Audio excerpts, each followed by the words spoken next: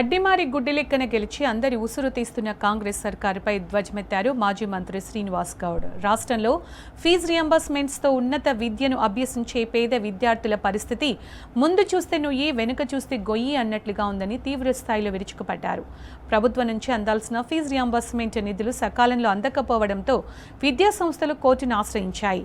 2026-27 విద్యా సంవత్సరానికి సంబంధించిన ఫీజును విద్యార్థుల నుంచే వసూలు చేసుకోవచ్చని కోర్టు మధ్యంతర ఉత్తర్వులు ఇచ్చిందన్నారు.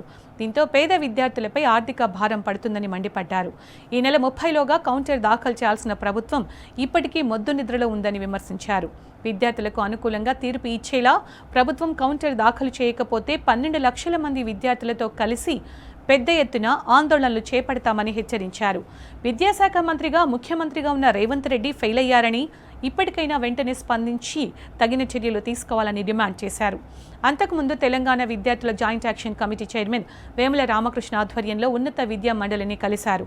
కోర్టు మధ్యంతర ఉత్తర్వులపై కౌంటర్ దాఖలు చేయాలని కోరుతూ ఉన్నత విద్యా మండలి అధికారులకు వినతి పత్రం అందజేశారు.